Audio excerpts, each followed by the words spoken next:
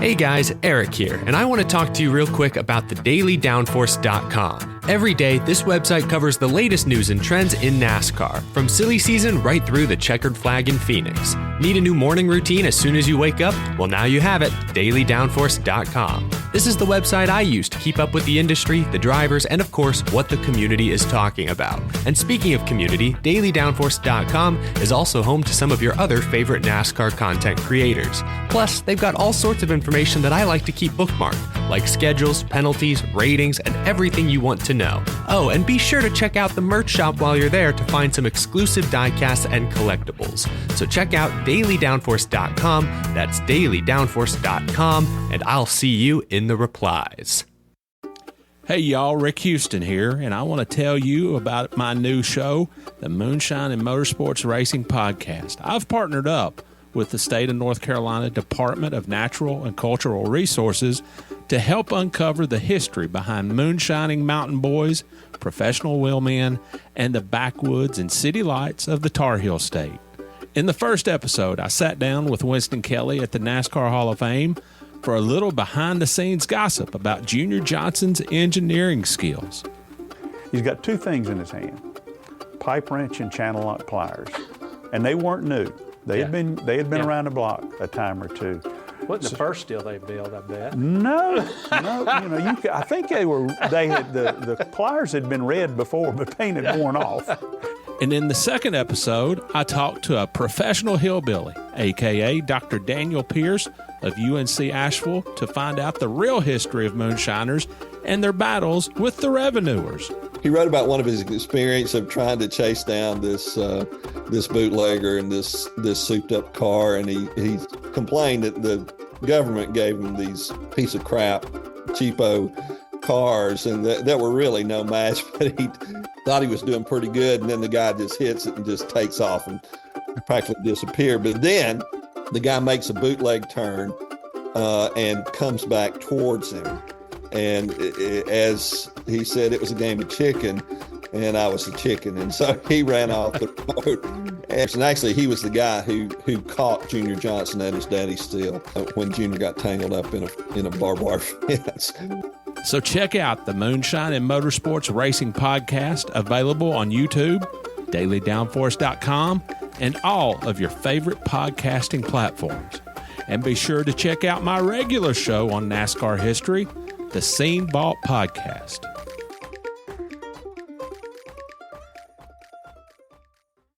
Hey there, NASCAR fans. Have you got your copy of the latest edition of NASCAR Pole Position Print Magazine?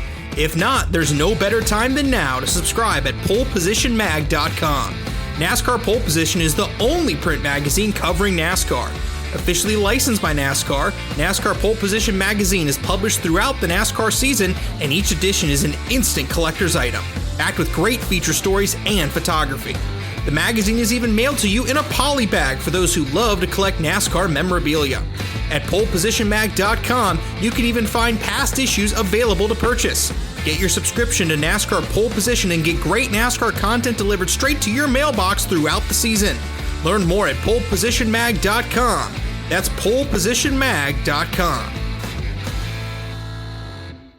Welcome to the Pickup Throwdown Truck Series podcast, the only NASCAR podcast that's always down to truck.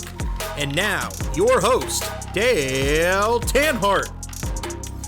Ladies and gentlemen, welcome to the newest edition of the Pickup Throwdown podcast covering the NASCAR Craftsman Truck Series. I'm Dale Tanhardt, welcomed by Joshua Lipowski, and we had one hell of a race this past Friday night.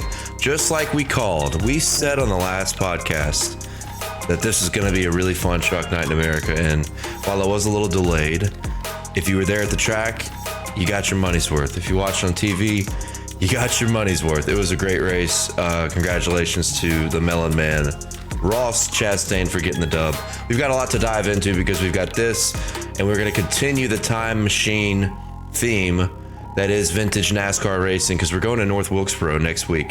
We've got the All-Star race, but we've got a points race, another important points race for the NASCAR Craftsman Truck Series at North Wilkesboro next weekend. But it's all about Darlington right now. Josh, what did you think about this race on Friday night, the Buckle Up South Carolina 200. I thought was a masterpiece of a race when it comes to delivering on all levels. What'd you think?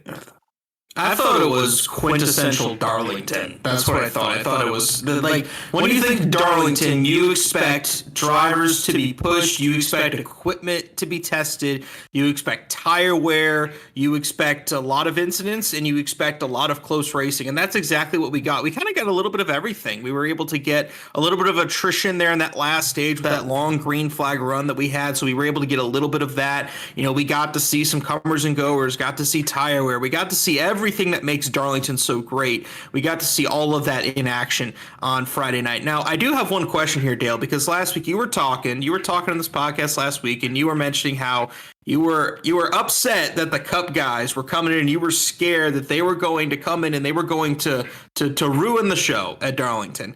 Okay, let me ask you this question, Dale. For our listeners, are you happy with how the race turned out, or was it ruined by the fact that Ross Chastain played spoiler and took the lead from Ty Majeski on that late restart? Kyle Busch did crash out early, who was my pick. We'll get to that later, but still, where are you at, Dale, with that? You've got to give the audience what they're thinking there. Yeah, honestly, no, I'm not, because it wasn't a race that was dominated by a Cup guy. That's what my fear kind of was that it'd be like a 1, 2, 3 of Kyle Busch, Chastain, and then Corey Heim, just kind of running away with this. And my God, what a shocker that was, watching Kyle Busch spin and hit the wall off of turn 2 on lap number 2. I mean, it was just shocking. It was beyond shocking.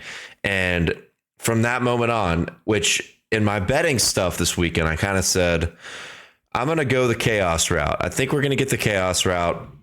You know, Kyle Busch was basically 1.5 to 1 to win the race. So you had to just put down so much money to win a considerable amount of money on Kyle Busch if he won this race.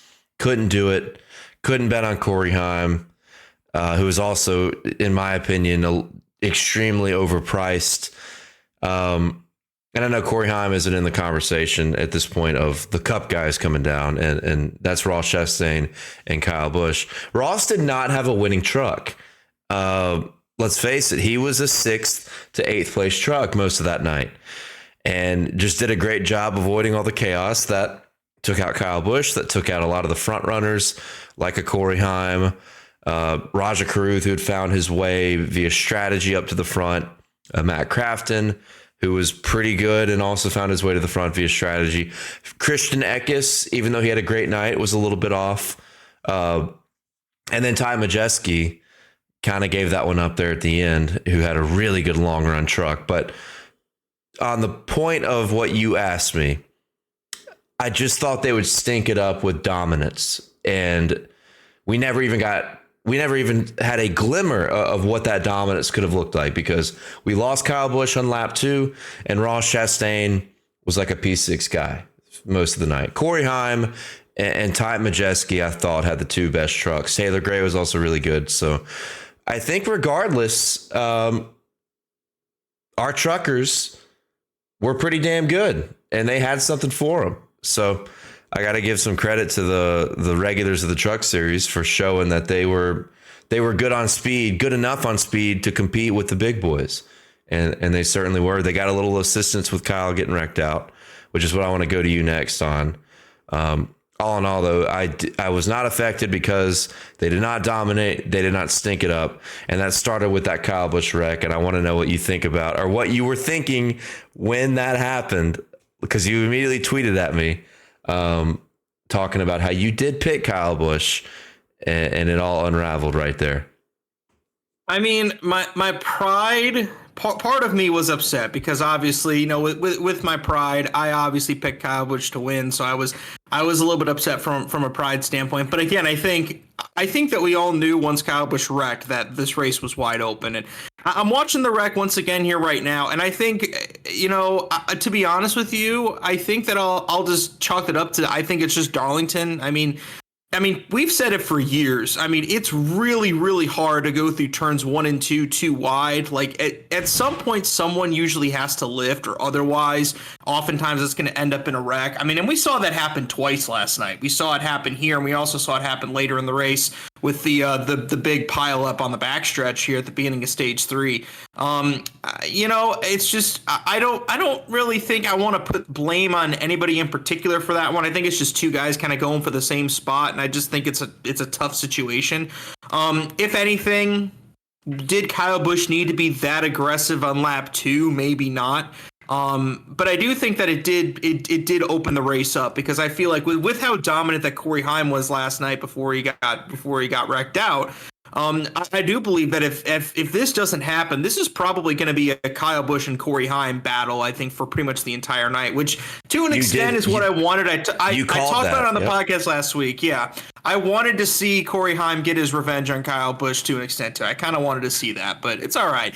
But at the end of the day, I think, it's definitely a good, it definitely changed the complexion of the race. What I did find interesting, and I noticed this on the broadcast, is Jamie Little mentioned that she had talked to Samantha, Kyle's wife, and Samantha said that Kyle, when he finishes cup racing, would like to go back and run trucks full time, which Kyle Busch has said before. And I got to say, I think I would love that. I would love to see Kyle Busch come and run in the trucks full time, because that would give him the opportunity to become the first NASCAR driver to win a championship in all 3 series, which would be really cool. Yeah. But either way, I think if I'd have to put the blame on anybody, I don't really want to blame anyone for that. I think I would just put that on probably maybe a little too aggressive on lap 2, I think is what I would say. Yeah, and you had a little bit of a wild card because, as I had mentioned in the intro, we had a delay with rain and lightning. And one thing, we practiced and qualified, and then we got the rain. So we lost a little bit of rubber, and the top lane was in that treacherous zone because you had a little bit of that wetness that was like seeping from the wall. So the optimal speed lane typically at Darlington is right up by the wall, as close as you can get. And I think it was already in everybody's head to kind of stay away from that, at least for the first 15, 20, 25 laps, while that was still a little wet. Did that play into Kyle Busch crashing? Probably not, because he was underneath Corey Heim, and maybe it did just a little bit because Corey had to run a little bit lower, but Corey gave him plenty of room. And yeah, I think Kyle just lost it.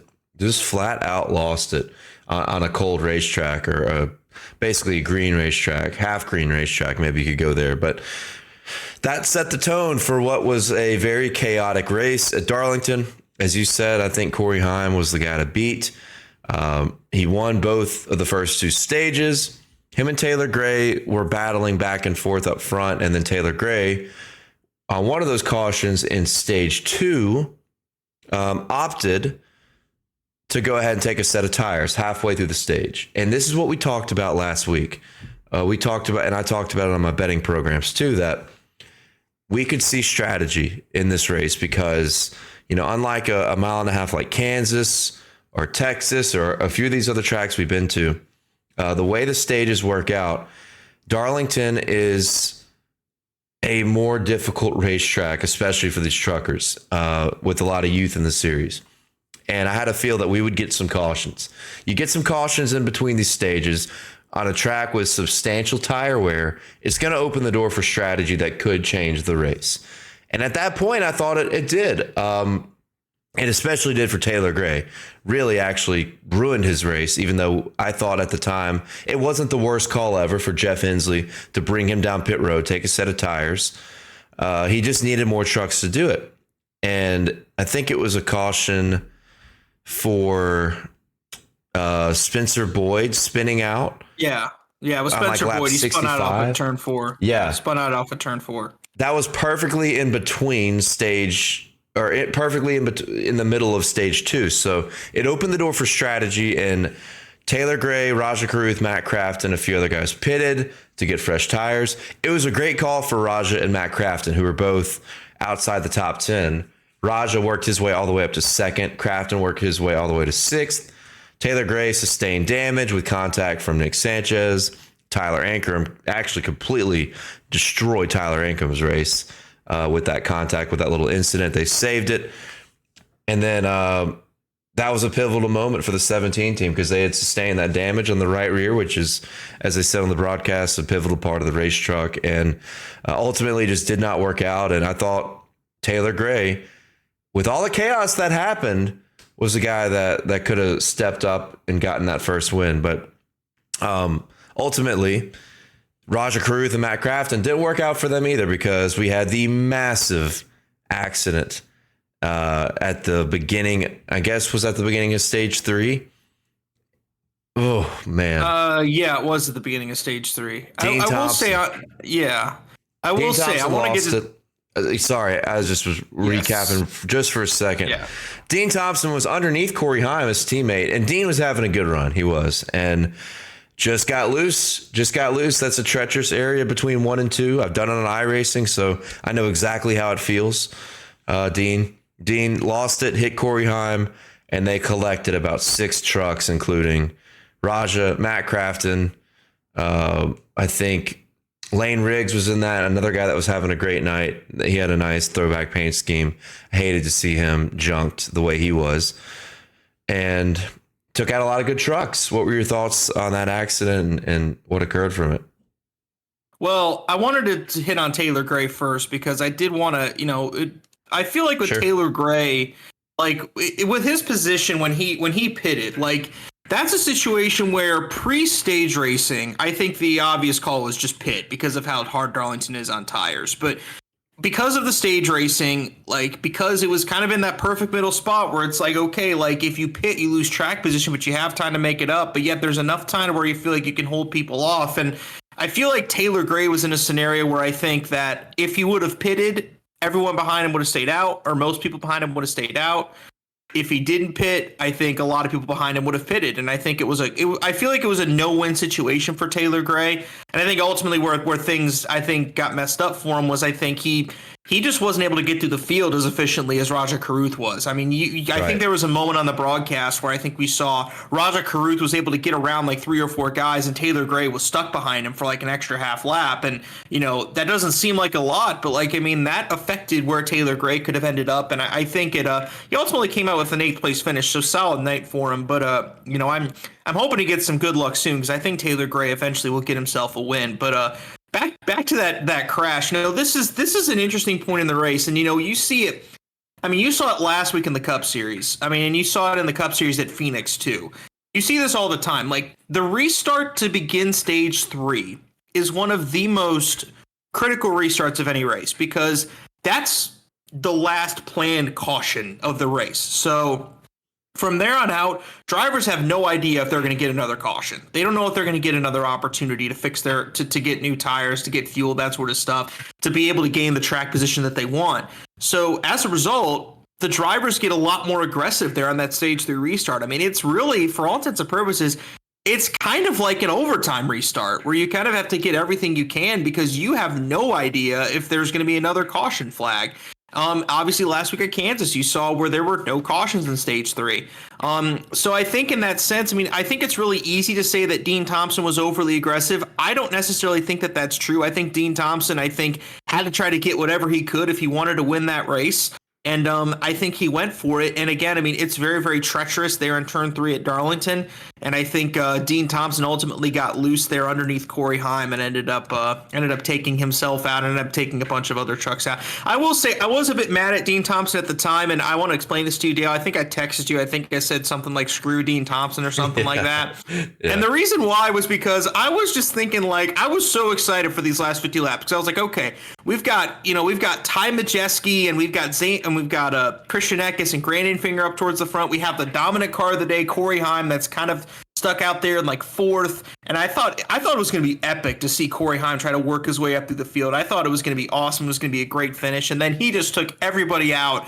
And I was a little bit concerned as oh man, if now that he took all the good cars out, are we going to see Ty Majeski or Christian Eckes just kind of run away with it?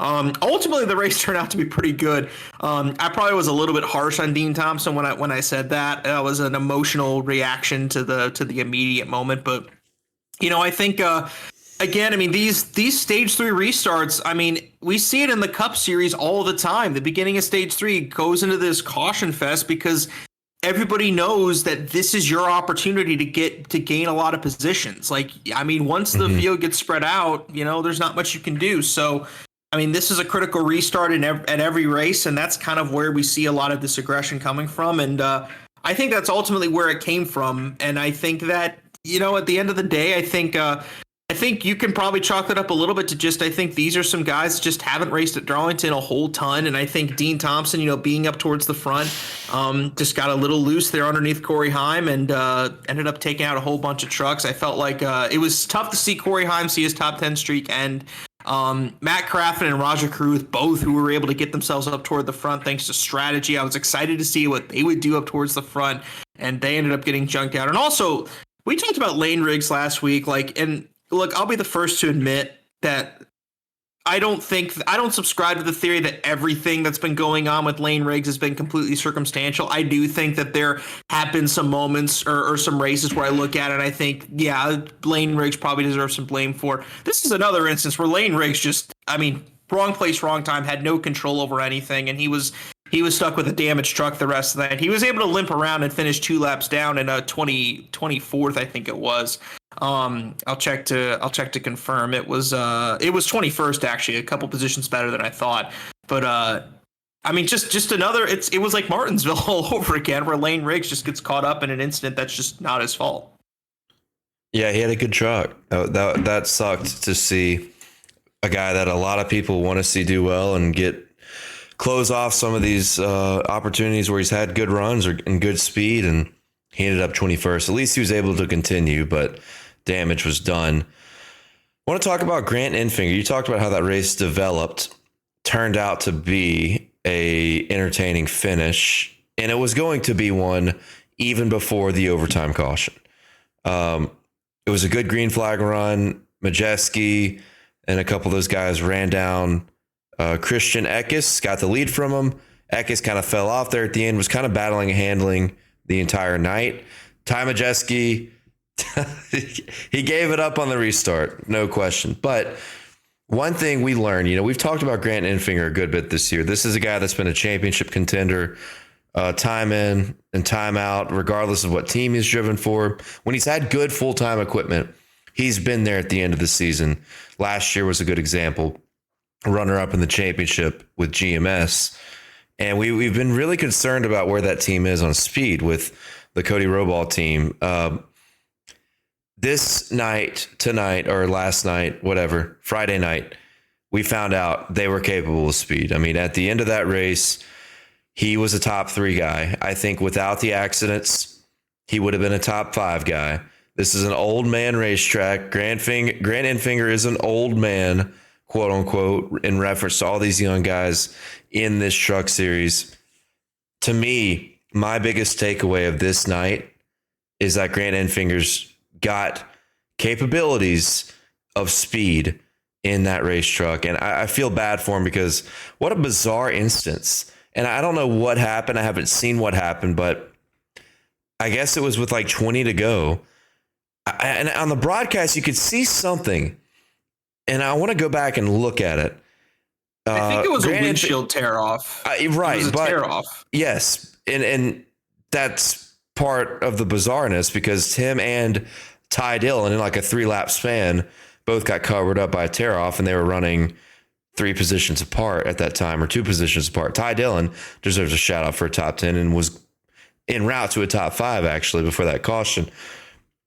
But in the broadcast, I was watching with about 18 to go, and I saw it almost looked like glass. It looked like something was breaking on the backstretch coming from a truck, and you saw a bunch of just clear particles go everywhere. And then I look up 2 laps later, and they're talking about Grant Enfinger overheating, and then Ty Dillon had it too. And then they went back and actually looked at a replay of Ben Rhodes' camera getting shattered.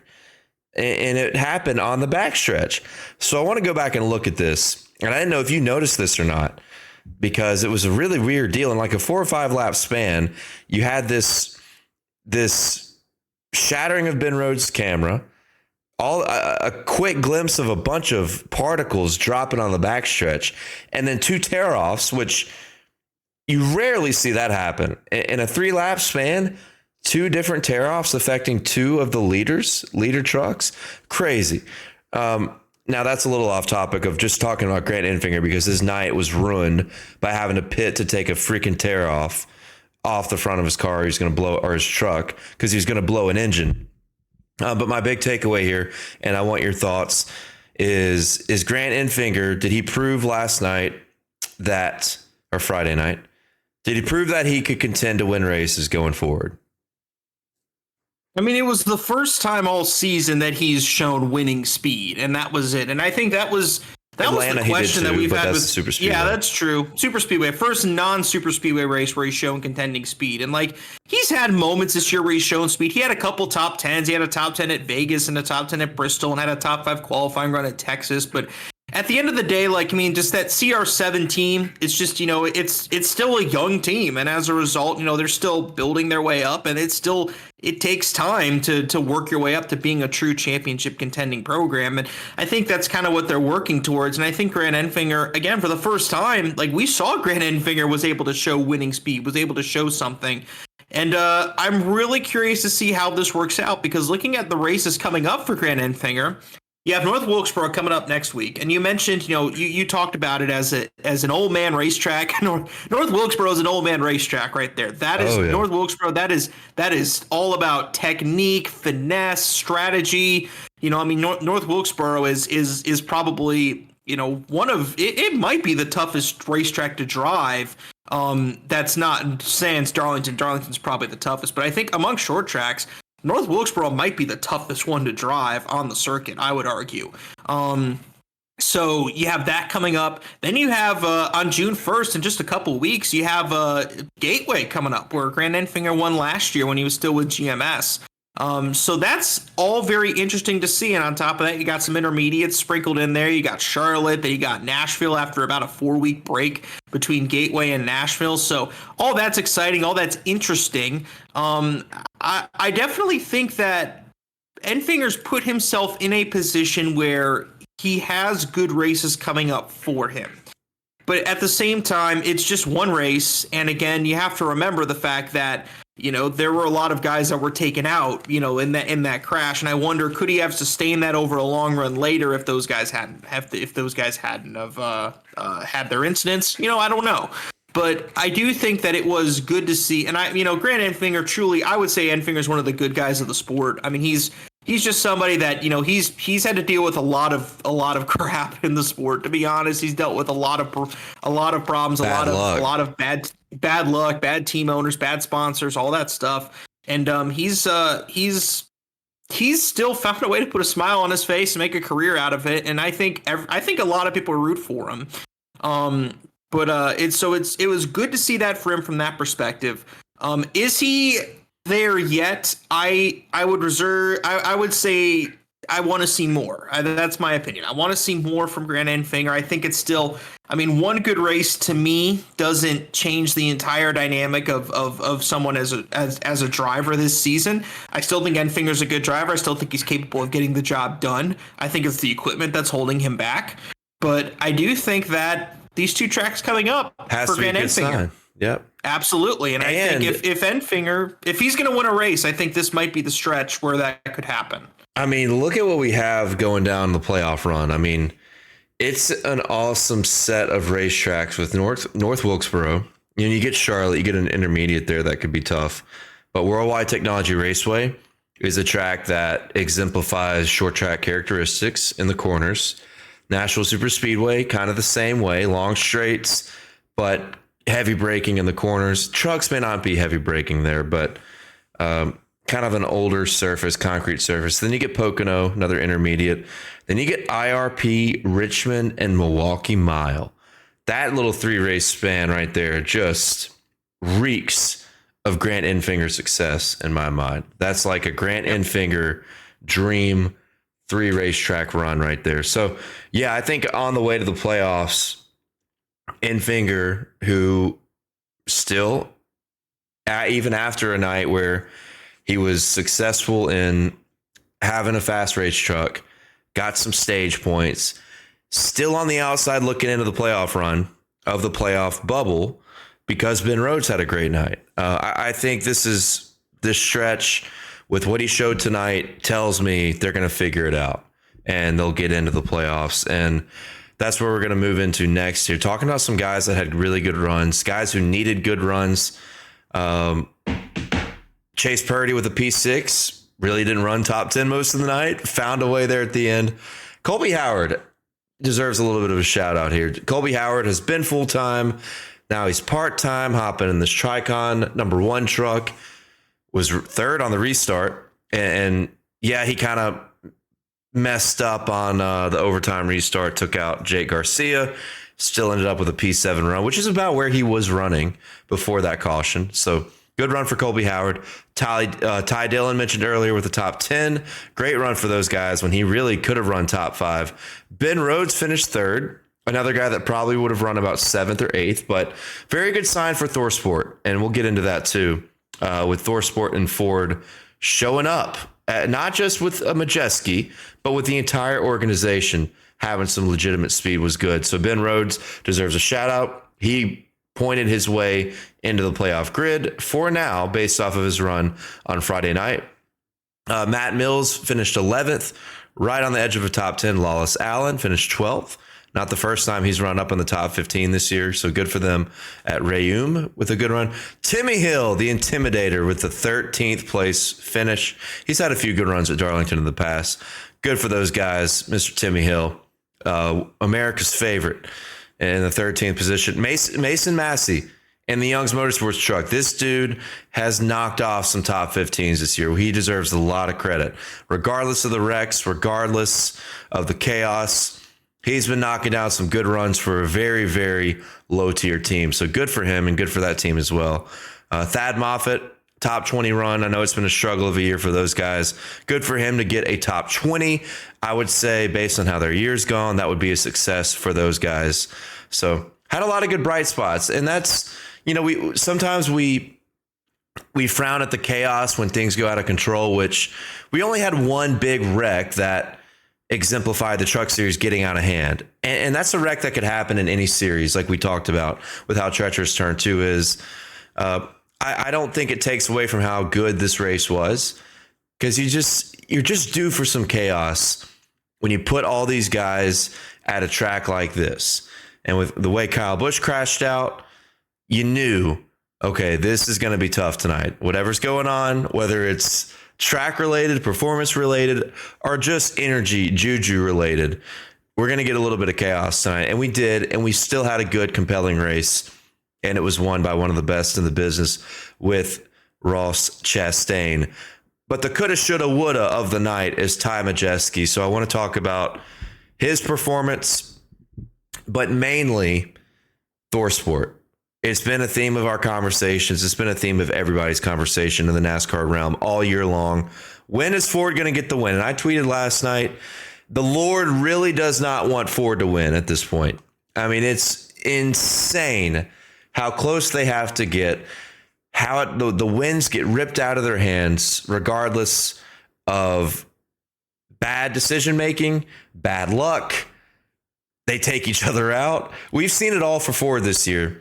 And they lost another one last night with Ty Majeski. So I want you to talk about that and ThorSport in general, because they did come with some speed as a collective organization. Jake Garcia should have had a much better run than where he finished. Matt Crafton should have had a better run. And then you put Ty Majeski and Ben Rhodes both in the top 5. Big night for ThorSport.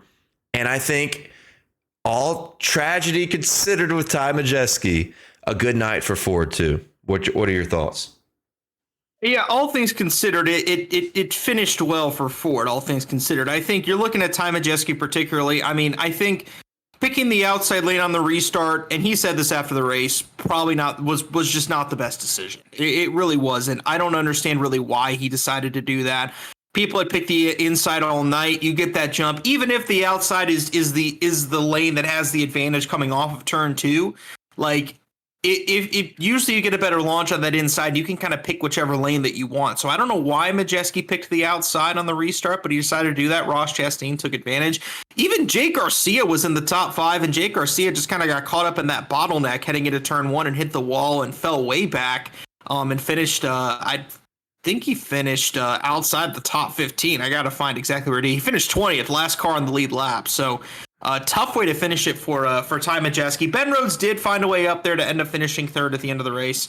But I think Eric Estep, reposted this yesterday, but he said something like, what does Ford have to do to win a race? And I think that's the question everybody's asking, because it seems like, because that race seemed like it was destined for Ty Majeski. He had a 5-second lead with only a few laps to go, and it seemed like nobody could catch him. And then all of a sudden that caution comes out, and you feel like, okay, he's got the advantage on the restart. It seems at Darlington to me that leaders tend to have the advantage on the restart.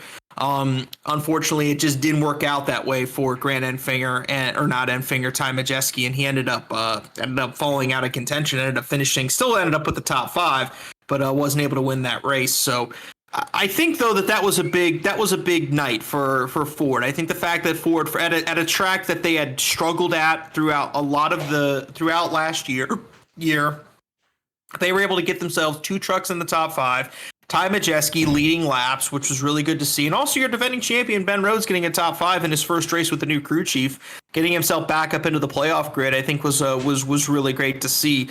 I do think definitely Jake Garcia left Darlington with a sour taste in his mouth because he was 4th on that final restart and then just kind of got caught up in that bottleneck going into turn 1 and ended up falling back to the tail end of the lead lap.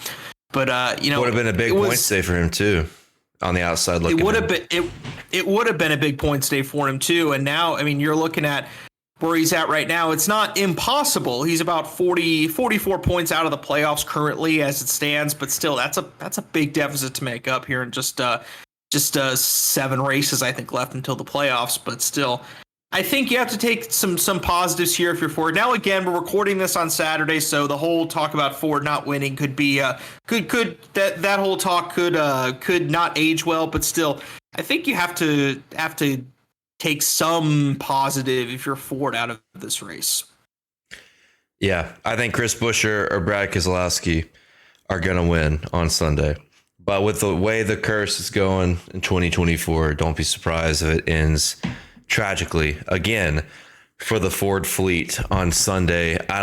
When it comes to the Xfinity race, there's just not enough Fords that I feel like, Cole Custer's always going to be there, Riley Herbst, but regardless of all this Ford talk, very optimistic for ThorSport, especially because they had the organizational changes with the crew chief swap for Jake Garcia and Ben Rhodes. Seemed like that helped, may have worked.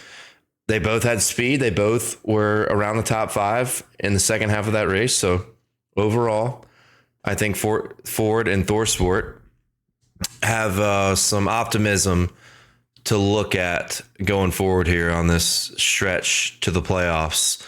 And all in all, when I think about how this race played out, Ross Chastain is the winner for Nice. And that's what I want you to talk about next after I make my spill here.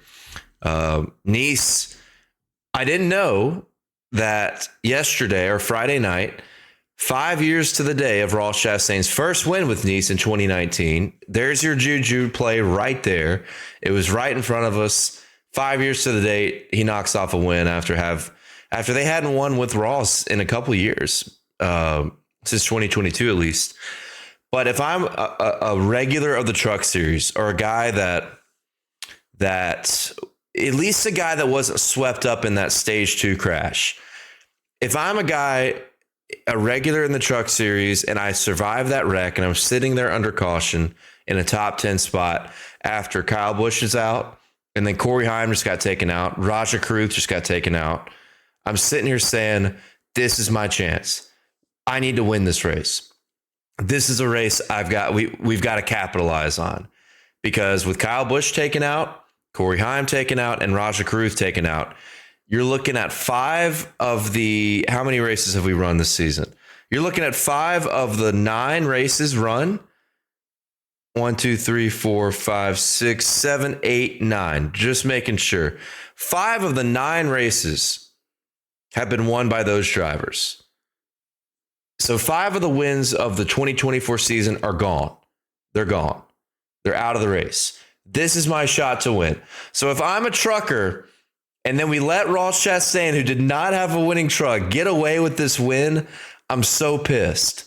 I'm so pissed because this was the race. This was the race against Kyle Busch, against Corey Heim. They're both taken out. This is the one we got to capitalize on. And yeah, you had some guys capitalize with some good runs that may not have gotten top 5s or top 10s had there not been some chaos. But for a trucker to not win this race and either solidify a playoff spot, make a breakthrough, get a first win, if I'm the rest of the field, I'm so disappointed by losing to Ross Chastain after all that happened. As a competitor, as a guy trying to make a run for the playoffs, I'm sad and I'm disappointed and I'm angry. But Ross Chastain did get it done. As you just mentioned, you just broke down that restart where Majeski picked the wrong lane. You give the bottom to Ross Chastain. My God, you know he's going to send it in, and he's probably going to win and get the lead. And Majeski, as we like to say in our Discord, he definitely. Well, I'll keep it less explicit, but he kind of pissed himself there. That's where I'll leave it at. What are your thoughts on Ross Chastain and Nice Motorsports getting back to victory lane? Well, I think you're right in the sense that this was the night to take advantage of. If you were somebody that had struggled throughout the season, and again, seeing Ross Chastain win probably feels like a missed opportunity for some, but it's a big opportunity for Nice Motorsports to get themselves a win when they have been. We've noted the struggles of Nice Motorsports this season, but a good effort tonight or good effort on Friday night there from Ross Chastain and from Nice Motorsports. And I think, at the end of the day, I think it's just big for Ross Chastain in general because, I mean, Chastain, he hadn't won yet in Cup this year. I think he will eventually, but, it's always nice to get back to victory lane. So that's great for Ross Chastain, great for all of that. I do think you have to feel like this was a bit of a missed opportunity for some guys. I think Ty Majeski's one of them. You got to think that. Jake Garcia, maybe. Taylor Gray, maybe to an extent as well. At the end of the day, Nick Sanchez was able to come from the back and able to finish second. So, Nick Sanchez, good on him to be able to come back and get a good result. But at the end of the day, Nice Motorsports, this is a big win for them because we mentioned it. They've struggled a lot this season. Bailey Curry did not have a great night. He did have a top 10 run Friday going, night. Though. So he did have a little bit of a shout out. He did have a top 10 run going, but he wasn't able to keep it going. I don't know why Mills he ended pit. up finishing 11th. Why did Bailey Curry pit there? Did you see what happened? Because he had pit running 8th. I don't know. Like 5 to go. I don't know. My assumption is it was probably something to do with probably a tire issue, but I don't know for sure. Matt Mills was able to just finish outside the top 10, finished 11th, which was good for him. So I think a good confidence boost there for Nice Motorsports, and that's a team that needed a confidence boost. So to me, I think this tells us more about Nice Motorsports than it tells about Ross Chastain. And for a team that's struggling mightily this year, still well outside of the playoffs. Definitely a big run for them. Yeah, totally agree with that sentiment. Good for Matt Mills. Bailey Curry was on track to get that top 10, as we had just mentioned, and had an unscheduled pit stop with a few laps remaining before that caution to come out that derailed them. And then Ross Chastain getting the dub at Darlington in what was an extremely compelling race. It was worth the wait on Friday night. And now we move on. As I said, the vintage NASCAR time machine continues. Heading into next week, we're going to be at North Wilkesboro. Your guess is as good as mine on who to look at here, because it's not the North Wilkesboro we raced at in 2023. That was dominated by Kyle Larson. You had like 5 Cup guys in that race. And it was the track surface was extremely abrasive, old, worn out. They've undergone a full repave. The surface looks incredible. I don't know if it's going to make the racing incredible. I don't know what to expect out of this weekend. All I know is they're going to be having blazing fast race trucks on track, as that's pretty typical of a repave with the new surface. Very smooth. At least it appears to be smooth. But I want to get any information you might have. Guys, be sure to check out the Daily Downforce for breaking articles, any information NASCAR related, especially from Joshua Lipowski, all his work he's got going on over there. Be sure to bookmark it, dailydownforce.com. Everything NASCAR related, content creators, news, etc. Be looking out for that this week, because it is a fun week with North Wilkesboro ahead. And I want to get to you about any information you might have. Do we have any Cup guys at this point in time that you know will be racing next weekend? We have one currently, and that's Ross Chastain. So Ross Chastain is going to have the opportunity to come and defend his win at North Wilkesboro this weekend. That'll be really exciting to see. Aside from that, Kyle Busch, his year's done, so no more Kyle Busch this week. Ross Chastain being the only one, and I don't think there's any other surprise entries at the moment. What about Tricon number one is always going to be open for somebody, right? Yeah, I'm looking to see if maybe we'll see Brett Moffitt racing. I'm not sure. Let me see. Let me look it up. Find that out. While you're looking that up, sure. Yeah. Go ahead and look that up. I want to talk about what happened in this race last year. It was a pretty entertaining race. The race weekend was, I'm sure, fun for people that got to attend. People told me they got to attend. It was awesome to see that dream revived. Something that a lot of people in the NASCAR industry thought was never going to happen, actually happened. And a lot of credit to NASCAR and a lot of credit to North Carolina and their initiatives to revive North Wilkesboro, and I think Rockingham's next up on the revival process too. So credit to the state of North Carolina for working hard to get some of these old glory day NASCAR tracks back on the schedule or back into a level of legitimacy. And North Wilkesboro being back on the schedule last year is crazy. And we did have a race here that was a points race. Last year, that was won by Kyle Larson. Ty Majeski, believe it or not, he finished second. Matt DiBenedetto, who was in the 25 truck that Ty Dillon's now driving right now, finished third. Carson Osavar, Bubba Wallace, Corey Heim, Matt Kraft, and Chase Purdy, Ross Chastain, and Grant Enfinger were your top 10 here in 2023. You also had William Byron in this race and Christopher Bell that finished outside the top 10. And I just don't even know what to expect. We got to do race picks, man. We got to do race picks for this. There wasn't a lot of cautions in this race. The Cup race, I think some people would say was a snoozer. And when I say not a lot of cautions, I'm talking about the Cup race. Truck race did have a lot of accidents. Truck race did have a lot of accidents in this one.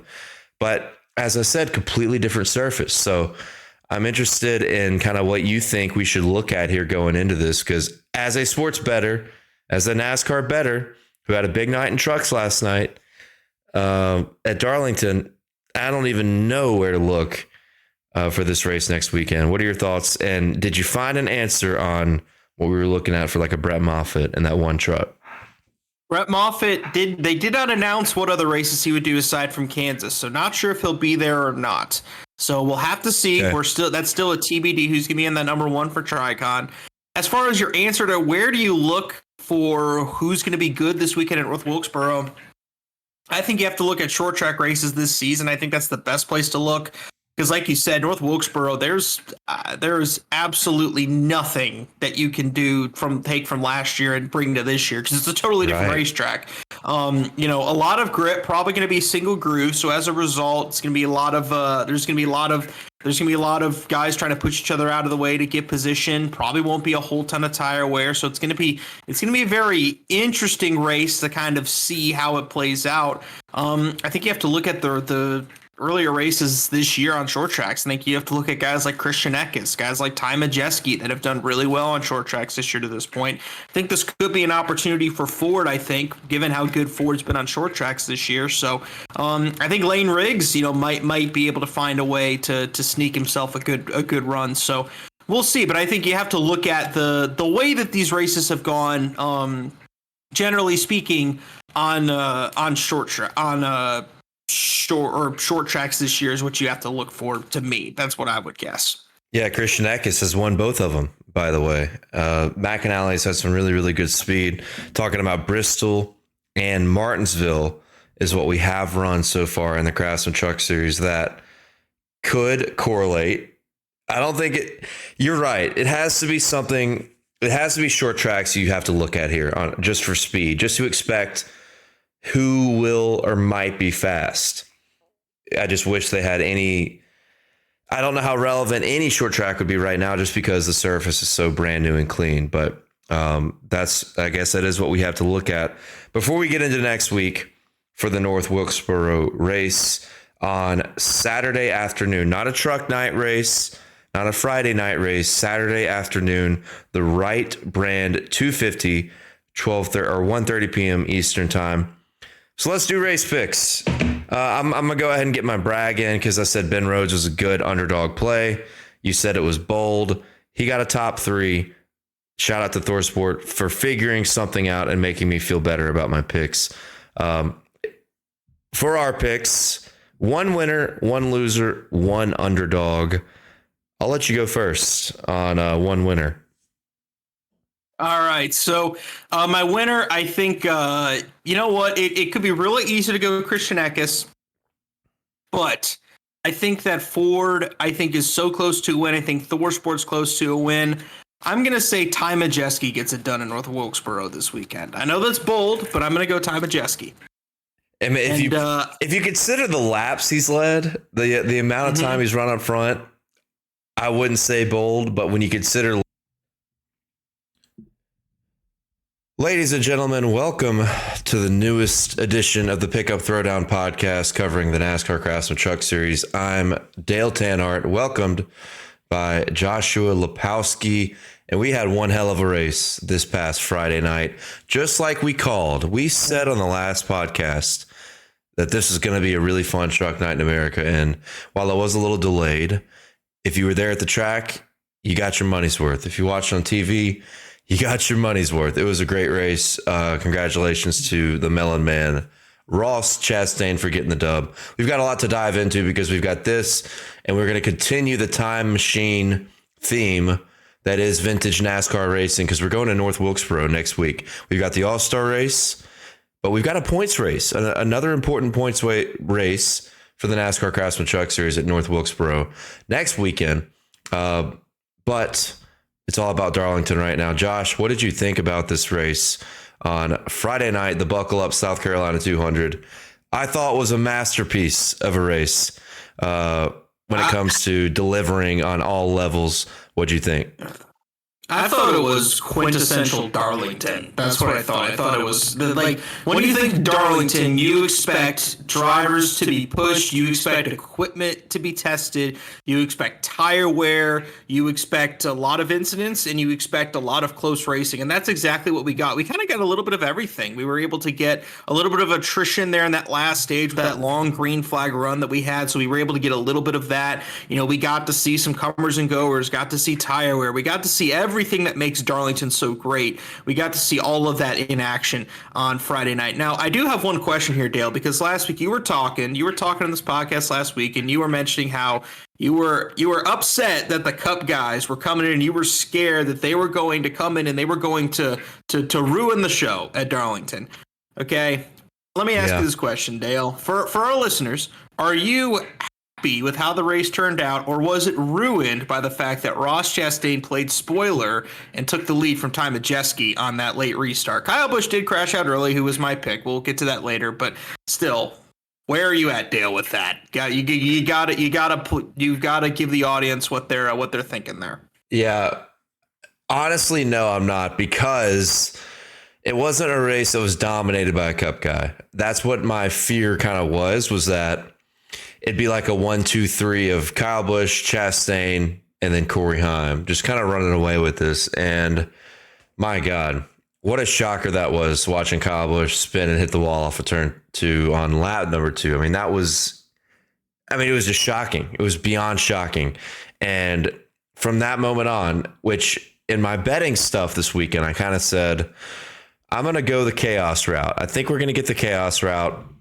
You know, Kyle Busch was basically 1.5 to 1 to win the race. So you had to just put down so much money to win a considerable amount of money on Kyle Busch if he won this race. Couldn't do it.